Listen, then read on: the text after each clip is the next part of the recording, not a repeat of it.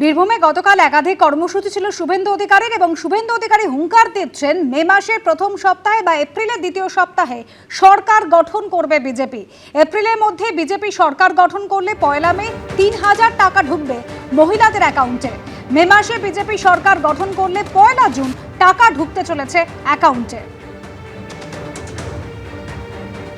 মে মাসে বিজেপি সরকার হবে প্রথম সপ্তাহে বা এপ্রিলের দ্বিতীয় সপ্তাহে।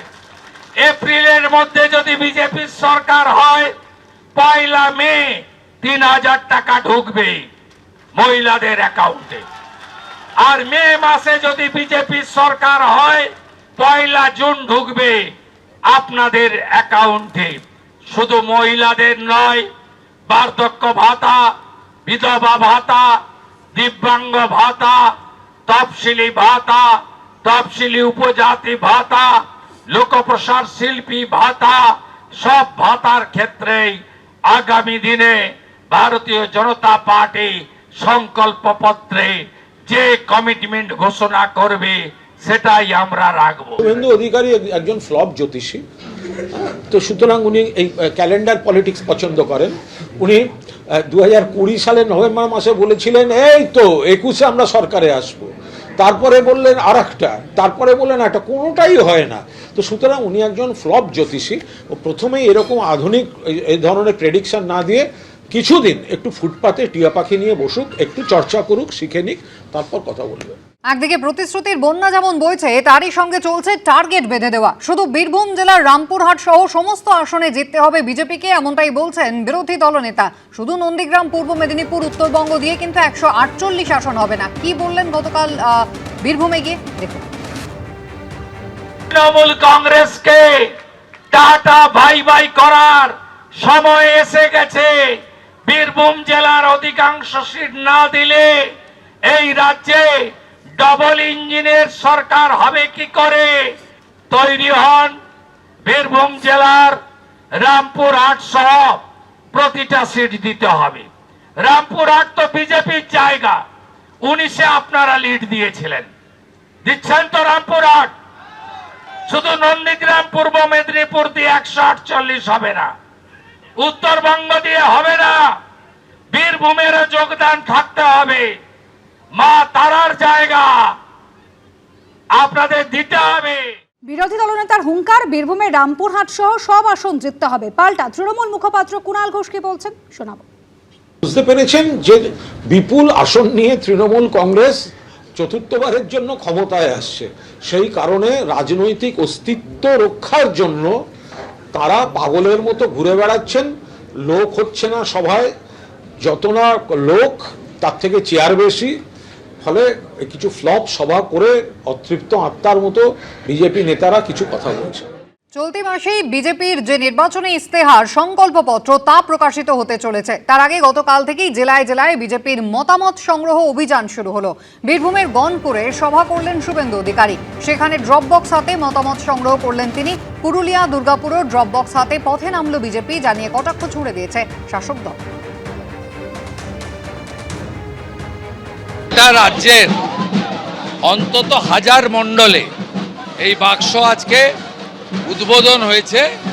বিভিন্ন বড় হাট, গঞ্জ, বিভিন্ন দলীয় কার্যালয়, পাবলিক প্লেসে এবারে বিজেপি তার পার্টির কার্যকর্তাদের মধ্যে থেকে ইস্তাহার করবে না, বিজেপি সংকল্পপত্র কর্মসূচি করবে জনগণকে। তাদের বুথে বিএলও 2 পায় না লোক, তাদের আবার এত শখ হয় কিসের?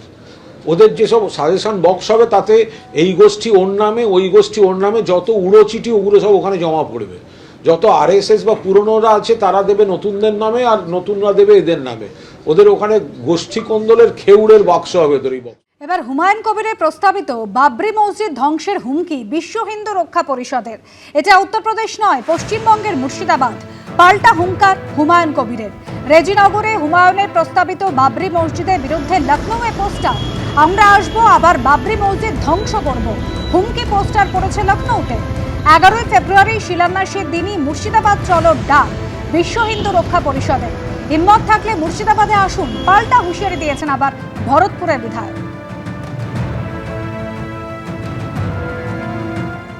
बाबरी मस्जिद अयोध्या में बनाने के लिए सनातन धर्म के लोगों ने कितनी कुर्बानी झेली, कितने लोगों की हत्या हुई, आप सभी लोगों ने देखा।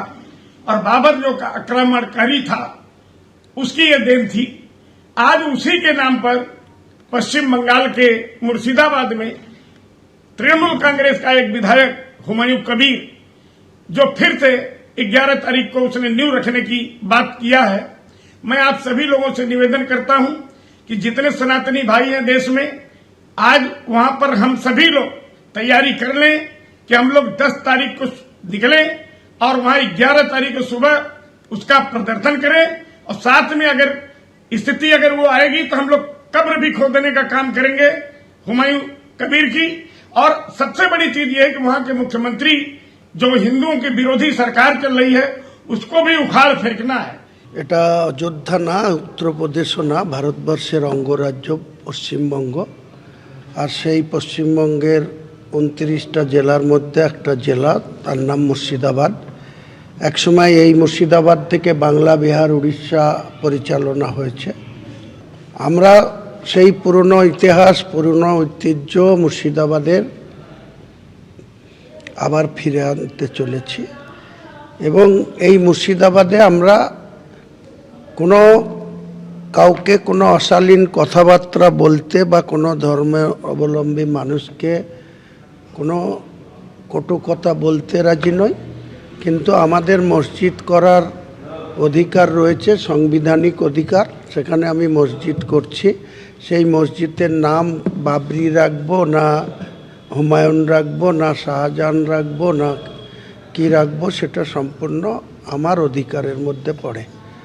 এত যদি আস্ফালন, তাহলে 10 তারিখ 11 তারিখ যেদিন খুশি বাবরি মসজিদ যেখানে হচ্ছে সেখানে এসে দেখাক কতটা হিম্মত আছে, কত মায়ের দুধ দিয়ে ভাত খেয়েছে। হুমায়ুন কবির দাঁড়িয়ে থেকে তার মোকাবেলা করবে। ফের আক্রান্ত পুলিশ, এবার উত্তর 24 পরগনার হাড়োয়া। গোপালপুর আউটপোস্টের ওসি শঙ্কর ঘোষকে মারধরের অভিযোগ। মত্ত অবস্থায় ওসিকে মারধরের অভিযোগ। গ্রেপ্তার করা হয়েছে ইতিমধ্যে 5 জনকে। হাড়োয়ায় পুলিশের ওপর হামলার অভিযোগ কয়েকজন মত্ত ব্যক্তির বিরুদ্ধে। হাড়োয়া থানার গোপালপুর আউটপোস্টের ওসি শঙ্কর ঘোষকে মারধর করা হয় বলে অভিযোগ। তার মাথা এবং হাতে গুরুতর আঘাত লেগেছে। সেই ঘটনায় এবার গ্রেপ্তার 5 জন।